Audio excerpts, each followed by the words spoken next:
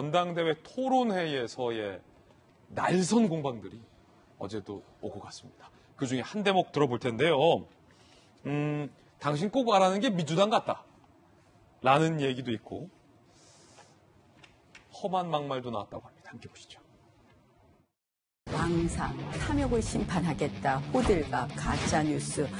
이 말들이 정치 패널로서는 굉장히 어떻게 보면 금방 귀에 쏙 들어오는 말이지만 매우 적대적으로만 말씀을 하세요. 당대표가 된다면 이러한 태도는 굉장히 리스크로 다가올 수 있다. 실제 원내대표 하실 때 존재했던 막말 리스크라는 것은 저희를 지지하지 않는 국민에다 대놓고 다라고 하신 분이 누굽니까? 제가 굳이 이런 말을 언급해야 되겠습니까? 그러니까 그런 리스크라고 하는 것은 본인이 오히려 더 국민들에게 많이 우려받고 있다는 것을 인식하셨으면 좋겠고요. 제가 그 부분에 대해서 즉각 사과했는데 민주당이 계속해서 프레임 전쟁을 했던 걸 아실 겁니다. 저는 이준석 후보를 보면 쓰셨던 분이 망상이 막말이라고 하시면 어떡합니까? 민주당의 그런 모습을 보고 있어요. 민주당 사람들 하는 것 같은 그런 모습을 본인이 쓰신 표현입니다. 쓸 필요가 없는 표현이었고요. 민주당 같은 그런 공격하시지 말아주시길 바랍니다.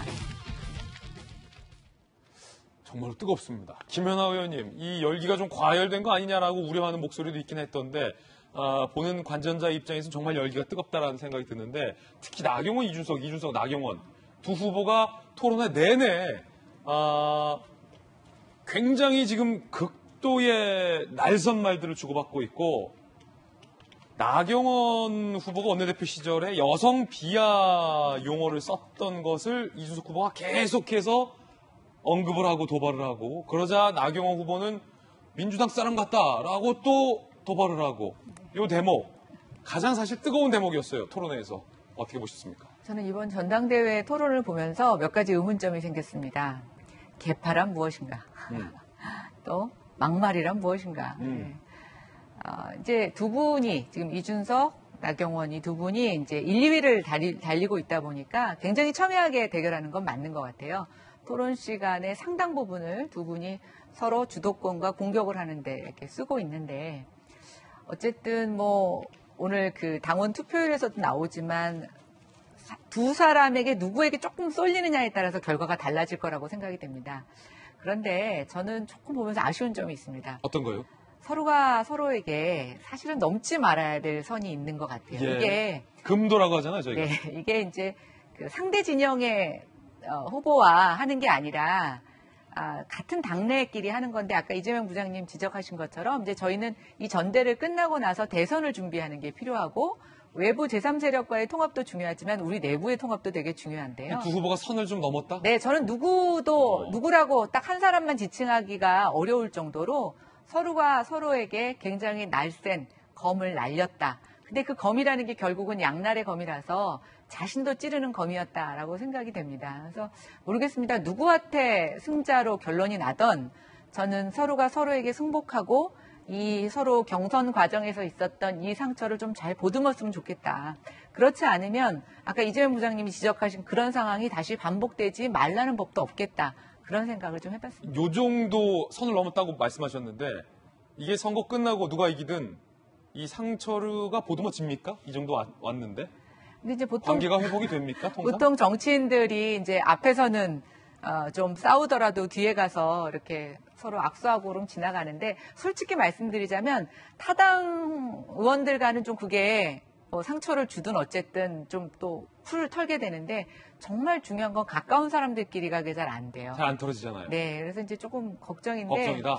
지난 패스트트랙 사건을 좀 언급한 부분이나 뭐 오죽하면 나경원 의원께서 약간 울먹하셨겠어요. 저도 패스트트랙 현장에 있었던 사람이지만 그때는 다 같이 힘들었던 상황인데 그런 것들을 어떤 이런 그러니까 경선 과정에서 서로 언급하는 것은 좀 적절하지 않았다는 생각을 해봅니다. 김용주 의원님이 또 큰 선거 많이 진두지휘해 보셨으니까 결국에는 이 두 후보가 상대 후보에 대한 뭐 적대감에서 이런 말이 나왔다기보다는 다분히 이제 전략적인 측면에서 이런 발언들이 많이 나왔을 텐데 그 전략이라 함은 이 일반 국민들의 마음을 돌리는 것도 있겠습니다만 일단은 당원들의 마음을 어떻게 가져올 것인가에 대해서 상대를 공격하는 전략이 이 안에 숨어 있다고 보는데 어떻게 보십니까? 예컨대 나경원 후보가 원내대표 시절에 이제 여성 비하 발언을 하고 사과했던 일을 계속해서 꺼집어냈던 이 후보의 발언, 그리고 민주당 같다, 리스크가 있다라고 지적을 하던 나 후보의 발언, 두 전략,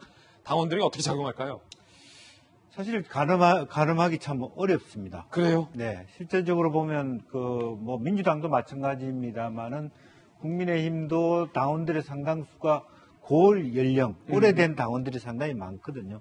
그분들은 여전히 과거의 역사에 대한 자랑스러움이 있고, 뭐 안정된 어떤 관리자로서의 모습을 원하고 있고, 이준석 후보가 얘기한 것처럼 지금 이 정도의 말하자면 32% 가까운 어떤 그 투표율이 됐다라고 하는 것은 상당히 그동안에 소극적으로 뒤로만 바라보던 사람들, 즉 기존의 당의 운영에 대해서 불만이었던 국민의힘의 당원들이 이번에 좀 당 분위기 바꾸자, 말하자면 이제 그런 부분이 있기 때문에 그 당원들 안에서의 입장이 서로 나뉘고 있기 때문에 실제로 저는 이 투표율이 올라갔다라고 하는 것은 아무래도 이준석 후보한테 유리하다고 저는 봐요. 그렇군요. 왜냐하면 다른 후보들한테 결국 충성심에 있어서 큰 흐름을 가져가는 것에 대해서 투표하고자 하는 마음이 많지, 그걸 방어해야 된다는 사람이 투표하는 확률은 투표를 하지만 많지 않고, 과거처럼 우리가 무슨 전세버스 동원해서 조직위원장, 당협위원장한테 누구 뽑을까에 물어보던 시대는 다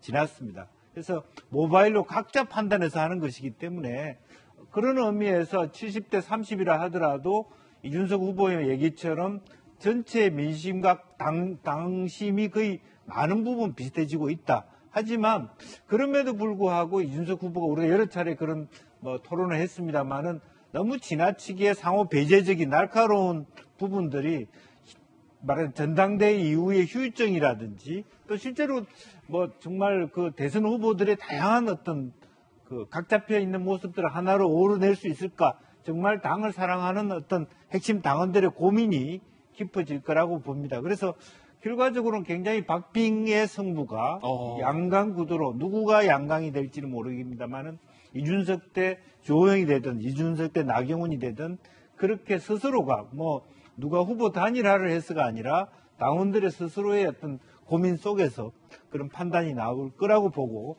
만약에 양강 구도가 되지 못하면 역으로 이준석 후보가 좀 더 유리해지는 결과가 나올 거라고 보여집니다. 상당히 흥미로운 분석 가운데 두 후보에게 유리한 포인트 하나씩 언급해 주셨고, 이 두 포인트 중에 어떤 것이 더 작용하느냐에 따라서 결과가 좀 바뀔 것이다라는 전망, 높은 투표율, 각 후보들 어떻게 전망했을까요? 특히 이준석, 나경원, 주호영 측 이야기 한번 들어보겠습니다. 이준석 후보 측, 예년에 투표하지 않았던 숨은 당원들까지 이준석에게 몰표를 줬다라고 인터뷰했어요. 나경원, 주호영 후보 측, 불안한 젊은 후보의 위기감 느낀 당원들이 결집해서 조직표가 움직인 결과다. 견제 심리가 더 많이 작동한 거다. 아니면 샤이, 숨은 당원들의 이준석 지지세가 집중한 거다. 어쩜 이렇게 해석이 엇갈리는지 모르겠습니다. 일단은 이 두 해석 중에 이재명 기자, 어떤 게 맞을까요? 굉장히 사실 답하기 어려운 문제죠. 지금 아직도 투표가 오늘도 진행되고 있고, 당원 ARS 투표가 진행되고 있고, 또 여론조사가 오늘 내일 또 있고요. 그러니까 일반 국민들을 향한. 그러니까 결국은 지금도 계속 어떤 흐름들은 계속 가고 있는 겁니다. 그렇기 때문에 딱 지금 결론이 끝나는 상황이기 때문에 해석할 수 있는 상황은 좀 아닌 것 같고, 결국은 우리가 처음부터 얘기했지만 어쨌든 민심에서 굉장히 이준석 돌풍이 있었던 거는 그러니까 실제 이제 예비 경선에 확인이 된 부분이죠.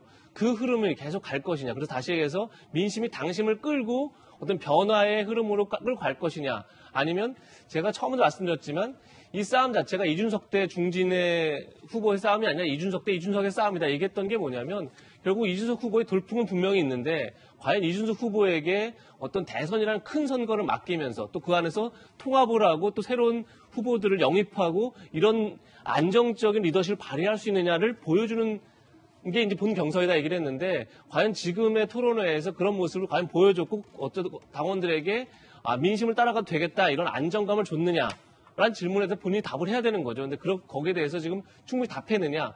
제가 얘기할 수 없는 거죠. 당원들이 평가를 하겠죠. 근데 그런 것들이 작용할 텐데 결국은 똑같은 답이라 죄송하지만 결국은 내일 결과를 봐야겠다 이런 말씀을 드릴 수밖에 없을 것 같습니다. 그렇군요. 베테랑 정치부 기자도 모르겠다라고 하는 거 보면 정말 이제 치열한 것 같습니다.